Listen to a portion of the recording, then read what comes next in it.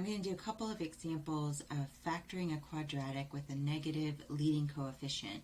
And so, by the way, these problems are in your ebook in, just realized I need to change this, in section R.5. So that's the section that's all about factoring. So R.5 will tell you everything you need to know about factoring. And also don't forget that even though you should definitely ask me, but you can get extra examples and videos straight from Alex by clicking either your ebook link or the little video icon on the right side. Okay, so this first one,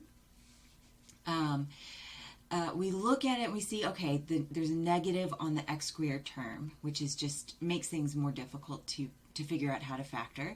But it looks like 2, 3, 9, there's nothing that really goes into all three terms. So the GCF is just 1 or -1, I guess.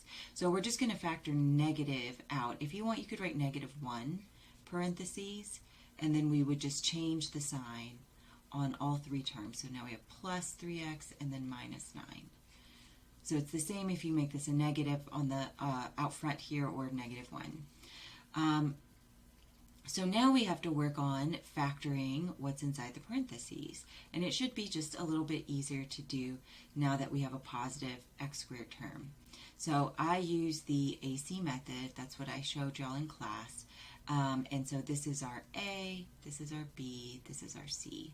So A times C would be 2 times -9 or -18.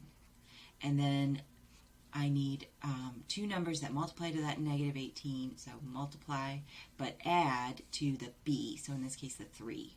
And really, since our two numbers are going to have to be positive and negative, right, opposite signs, you can think of it as they're going to subtract to 3. So if we start thinking of numbers that multiply to 18, 1 and 18, 2 and 9, 3 and 6, and then that's it as far as whole numbers go. And so then you can start playing around with your signs, but remember we're going to have opposite signs, so really we're looking for a pair that will subtract to 3. So if I put the minus on the 6, 3 and -6, wait, that'll give me a -3. That's not what I want. So actually, okay, I think the 6 should be positive and the 3 should be negative. So my kind of magic numbers to factor are going to be -3, positive 6. And then you might be okay, depending on your comfort level, but at some point, hopefully you can get to where you can kind of do a guess and check argument, where you go ahead and fill out or write down your parentheses and kind of like, okay, well, I know because this is 2x squared, I'm going to have a 2x and an x. And then you kind of like play around with building up these numbers, the -3 and the 6. So like I'm going to have 2x times this thing over here, this number should either be -3 or 6. Well, I guess it's going to have to be 6, which means this is going to have to be a 3. 2 times 3 is 6, and it has to be plus to make it positive. And then I need the inside to multiply to -3, so this must be -3 so that I get -3x. But if you're like, what the heck did she just do? Then you don't have to do it that way. Let me erase large. You can do what we did in class, which was factoring by grouping. So what we're going to do now, the other method, is take this 3x and split it into two terms so that we can factor by grouping. So this -1 or minus, I'm just going to write a minus, is going to tag along, and then the 2x squared comes down, and now 3x we're going to split into -3x plus 6x. So that's coming from over here, and it doesn't matter what order you put them in. So I could have put plus 6x and then -3x. And then -9 floats down. Okay, so now I'm going to pair these off. This is the grouping part, so I'm grouping 2 by 2. And I'm going to factor out the GCF, or greatest common factor, for each pair of terms. So for the first pair, it would just be an x that would factor out. I'll go ahead and just write it there. And then for the second pair, it's going to be a plus, a positive 3. All right, so when I write all that down, the minus needs to come down, and then you can do parentheses or you can make it a bracket if it's, whatever seems easier to you. I don't like having lots of nested parentheses. I get confused. So I'm going to switch to having a bracket here. I'm going to factor out this x and then parentheses, and I'm going to be left with 2x minus 3, close parentheses. And now I said I need to factor plus 3 out, parentheses, so then it would be, again, 2x minus 3. Close parentheses and close the bracket. Now, if you want, you can have a big parentheses instead of bracket, whatever.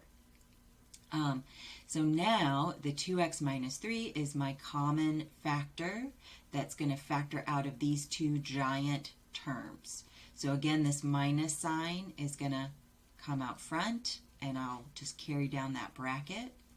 2x minus 3 is now a factor. And when I factor it out, I'm left with an x. So parentheses, because I'm factoring out, I'm left with x plus 3. Close parentheses, close bracket. And now these brackets are really a little bit overkill as far as how we would write our final answer. So I'm just going to rewrite this and leave off my brackets because they're not needed anymore.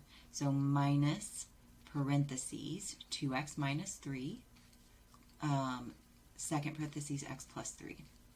And so, of course, multiplication is commutative. That means that you can write your factors in a different order. So you can put the x plus 3 first. It's not a big deal. And you can always check factoring by just multiplying everything back out and then distributing that negative and making sure you get back to what you started with. Okay, so let's look at this other one over here. It's a little different because we can actually factor out more than just a minus or a minus 1. We can factor out, I think, 6. So obviously 6 goes into itself, it goes into 36, and then it goes into 96. And you can check it with your calculator, but 96, I believe, is 6 times 16. Yeah, I think that's right. Okay, so I'm going to factor negative 6 out, and we'll be left with y squared plus 6y minus, what did I say, 16. And thank goodness, because this is going to be easier to factor. I'm not going to have to go through all of this stuff because I have now a y squared, a square term with a coefficient of 1. And so you don't have to do the AC method because a is 1. So now all we need to do is find two numbers that multiply to c, right? A is 1, so my AC would still be negative 16, and add up to 6. And as soon as I find them, I'm not going to have to go through all of this stuff. I'm going to immediately be able to write down my factors. So again, we have a product that's negative. So I'm going to have opposite signs. And that means they're going to subtract to the 6. So we have 1 and 16, 2 and 8. Oh, I think that's it, right? The only other possibility would be 4 and 4, but that subtracts to 0.